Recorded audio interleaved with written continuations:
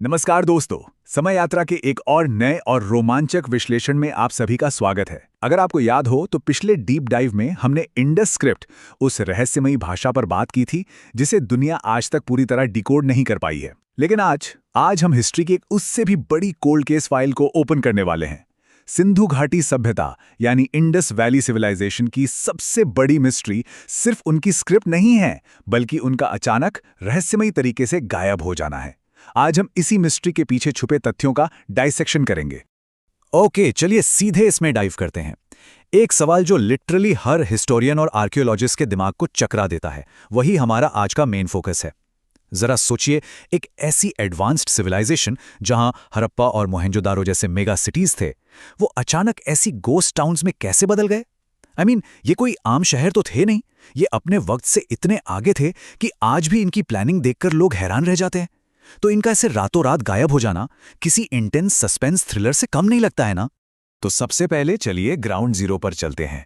इस cold case को समझने के लिए पहले ये जानना जरूरी है कि आखिर दांव पर क्या था। इस रहस्य को क्रैक करने से पहले बेसलाइन सेट करना बहुत क्रूशियल है। हमने आखिर खोया क्या था? हम एक ऐसी सिविलाइजेशन की बात कर रहे हैं जो अपने एब्सोल्यूट पीक पर थी। ये कोई माइनर सोसाइटी नहीं थी जो रैंडमली खत्म हो गई। ये एंशिएंट वर्ल्ड की सबसे एडवांस्ड सिविलाइजेशंस में से एक थी। इनका लाइफस्टाइल कैसा था? इनके पास ब्रिलियंटली प्लान्ड सिटीज थे। इनका ड्रेनेज सिस्टम इतना माइंड ब्लोइंग था कि उसके आगे की सदियों में भी वैसी टेक्नोलॉजी जल्दी देखने को नहीं मिलती। इंटरनेशनल ट्रेड फुल्ली फ्लरिश कर रहा था और सोसाइटी एकदम वेल ऑर्गेनाइज थी। एक तरफ ये चमकदार बसलिंग सिटीज और दूसरी तरफ उनके बाद बचे हुए बिल्कुल खाली सुनसान खंडर। ये कॉन्ट्रास्ट सच में दिल तोड़ने वाला है। चलिए हमारी इस इन्वेस्टिगेशन के पहले मेजर सस्पेक्ट पर फोकस करते हैं, नेचर यानी पर्यावरणीय कारक। और ये पॉइंट कितने ब्रिलियंटली इलिस्ट्रेट करता है कि एक छोटा सा बदलाव कैसे एक मैसिव डोमिनो इफेक्ट शुरू कर सकता है। एक्सपर्ट्स ने इस पर काफी सारी रिसर्च की है। हुआ कुछ यूं कि हजारों साल पहले एनवायरमेंट ड्रास्टिकली बदलने लगा। पहला डोमिनो गिरा, बारिश में भारी कमी आने लगी। इसका रिजल्ट ये हुआ कि सरस्वती जैसी लाइफ सेविंग नदियां धीरे धीरे सूखने लगी। अब सोचिए, एक पूरी सिविलाइजेशन जो कंप्लीटली नदियों पर डिपेंडेंट हो, वहां क्या होगा? नदियां कमजोर हुईं तो फ्रेमिंग बुरी तरह फेल होने लगी। एक डीपली रिवर डिपेंडेंट सोसाइटी के लिए उनका मेन वाटर सोर्स छिन जाना किसी एब्सोल्यूट डिजास्टर से कम नहीं था। लेकिन रुकिए, नेचर का अटैक सिर्फ सूखे तक लिमिटेड नहीं था। किस्मत सच में उनके खिलाफ थी। मोहेंजोदारो से आर्कियोलॉजिस्ट्स को ऐसे सॉलिड प्रूफ्स मिले हैं जो दिखाते हैं कि वहां लगातार बार बार विनाशकारी बाढ़ें भी आती थी। सूखे ने क्रॉप्स बर्बाद किए और फ्लड्स ने उनका पूरा इंफ्रास्ट्रक्चर तोड़ के रख दिया। इन रिपीटेड डिजास्टर्स ने उन्हें कंप्लीटली एग्जॉस्ट कर दिया और मजबूरी में लोगों को धीरे धीरे अपने ही शहर छोड़कर दूसरी जगहों पर माइग्रेट करना पड़ा। हमने नेचर को देख लिया, अब आते हैं हमारे दूसरे मेजर सस्पेक्ट पर, जो डायरेक्टली इकोनॉमी से जुड़ा है। जब हम नेचुरल डिजास्टर्स से हटकर इंसानी सिस्टम्स पर नजर डालते हैं तो हम देखते हैं कि इकोनॉमी किसी भी एडवांस्ड सिविलाइजेशन की बैकबोन होती है। सिंधु घाटी का इंटरनेशनल व्यापार, स्पेसिफिकली मेसोपोटामिया के साथ उनकी वेल्थ का सबसे बड़ा सोर्स था। ये इनका वाइटल इंटरनेशनल ट्रेड रूट था। लेकिन वक्त के साथ मेसोपोटामिया के साथ ये क्रूशल कनेक्शंस धीरे धीरे कमजोर पड़ने लगे और आखिर में पूरी तरह टूट गए। जैसे ही ये वाइटल लिंक कटा, इंडस सिविलाइजेशन की पूरी इकोनॉमी बुरी तरह से क्रम्बल होने लगी। ये बिल्कुल वैसा ही था जैसे आज किसी देश की ग्लोबल सप्लाई चेन अचानक से बंद कर दी जाए। यहां से हम एंटर करते हैं इस हिस्ट्री के सबसे हेवीली डिबेटेड हिस्से में। हमारा तीसरा suspect, the Aryan invasion theory. ये इस सभ्यता के अंत से जुड़ी सबसे कंट्रोवर्शियल थ्योरी है और एक विश्लेषण के रूप में हम यहाँ कंप्लीटली न्यूट्रल रहेंगे और सिर्फ सोर्स मटेरियल के फैक्ट्स को एनालाइज करेंगे। देखिए, पुरानी ऐतिहासिक थ्योरी काफी ड्रामेटिक थी। कहा जाता था कि बाहर से एग्रेसिव वॉरियर्स आए, उन्होंने आक्रमण किया और इन शहरों को ब्रूटली डिस्ट्रॉय कर दिया। लेकिन मॉडर्न साइंटिफिक रिसर्च और करंट कंसेंसस बिल्कुल अलग स्टोरी बताते हैं। नई रिसर्च के मुताबिक किसी भी अचानक वायलेंट अटैक के कोई सॉलिड प्रूफ्स नहीं मिले हैं। उसके बजाय ये एक ग्रेजुअल वीकनिंग यानी धीरे धीरे होने वाला पतन था। हम सिर्फ फैक्ट्स को प्रेजेंट कर रहे हैं ताकि आप खुद इस ट्रांजिशन को समझ सकें। तो यहाँ सबसे क्रूशियल पॉइंट क्या है?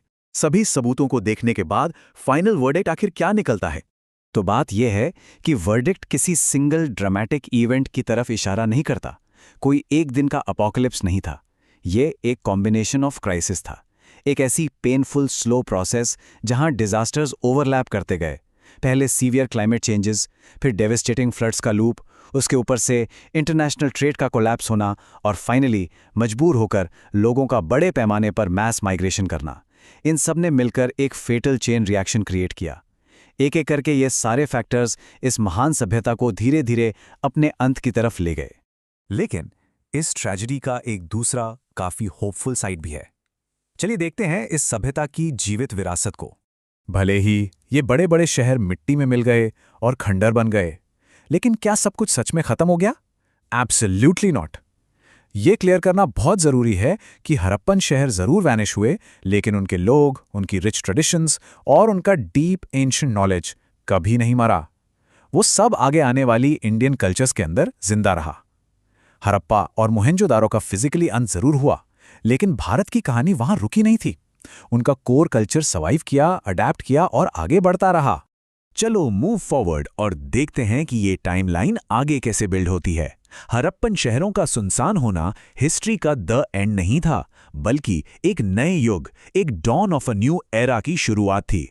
इस ट्रांजिशन पीरियड के बाद नए किंगडम्स उभरने लगे, नए राज्य बने और इसी दौरान वेदों का लेखन शुरू हुआ, जिसे हम वैदिक एज कहते हैं। पुरानी सभ्यता की राख से एक बिल्कुल नया समाज आकार ले रहा था। हमारे सोर्सेज में इस पूरी यात्रा को समेटने वाला एक बहुत ही पावरफुल थॉट दिया गया है। सभ्यताएं खत्म जरूर होती हैं, लेकिन उनकी कहानियां कभी नहीं मरती। ये सच में हिट करता है फॉर श्योर। ईंट और पत्थर के बने शहर गिर सकते हैं, फिजिकली सब कुछ मिटाया जा सकता है, लेकिन एक सिविलाइजेशन का एसेंस, उसकी मिस्ट्रीज, उसकी लेगेसी और उसकी कहानियां स्ट्रिक्टली इमॉर्टल होती हैं। और इसी के साथ हम आज के इस गहरे विश्लेषण के अंत पर आते हैं, लेकिन जैसा कि हमने देखा, एक नया चैप्टर अभी भी हमारा इंतजार कर रहा है। आर्यों का आगमन और वैदिक युग की शुरुआत। ये अगला पड़ाव किस तरह के नए हिस्टोरिकल डिबेट्स और मिस्ट्रीज को सामने लाएगा? ये हिस्ट्री का एक ऐसा हिस्सा है जो आज तक एक्सपर्ट्स को डिबेट करने पर मजबूर करता है। मुझे पूरी उम्मीद है कि इस एक्सप्लेनर ने इस मैसिव कोल्ड केस को ईजिली समझने में आपकी मदद की होगी। हमारे इस सफर का हिस्सा बनने के लिए बहुत बहुत शुक्रिया। ऐसे ही इंगेजिंग टॉपिक्स के साथ आपसे जल्दी ही फिर मिलेंगे।